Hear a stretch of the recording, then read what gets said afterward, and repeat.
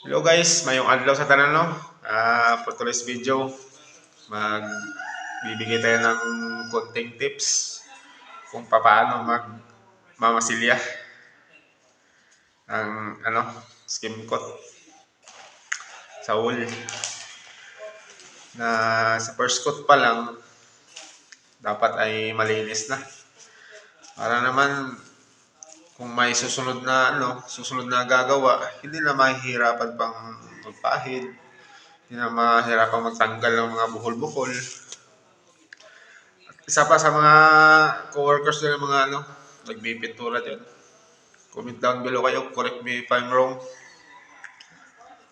Bigay kayo ng konting tips din dyan sa comment section. Replyan natin yan. Para naman sa susunod natin na video,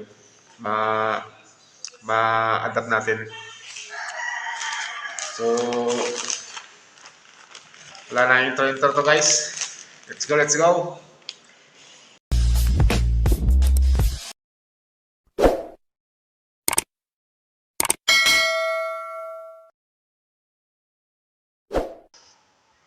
So, ayun guys no.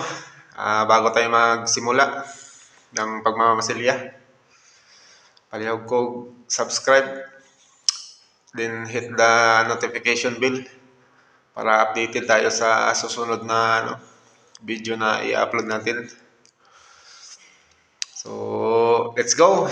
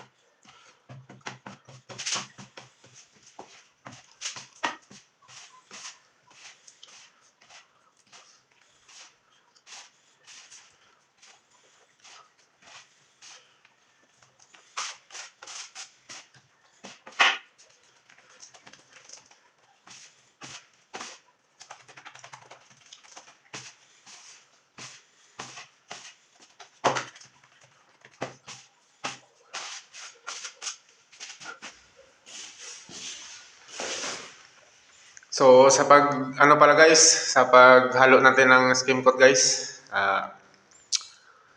dapat ayusin natin sa pit-pit yung mga hindi masyadong nahalo, yung mga bukol-bukol. Para naman pagpahid natin, maayos yung pagkalapat talaga ng skim coat sa wool. So, pahid na tayo guys, tara!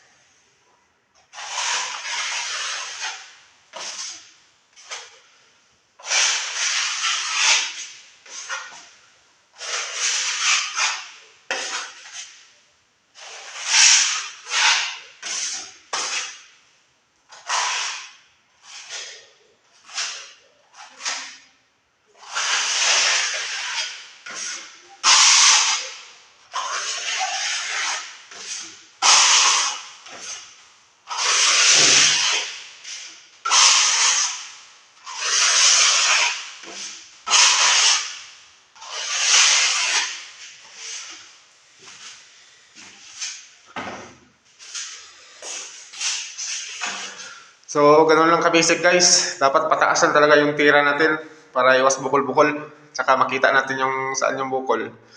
Mabilis natin ma-identify. Matanggal natin agad, mapatay natin agad yung bukol. So, ganun lang ka-basic guys. Do it yourself. Kung mayroon kayong sariling bahay na pinapagawa, hindi na kayo magpapagawa pa ng iba, magbabayad kayo ng labor. Napaka-basic guys. So, sa ngayon na video, yun lang muna guys. Palihog kong hit sa subscribe kung sa notification bell. Thank you, thank you.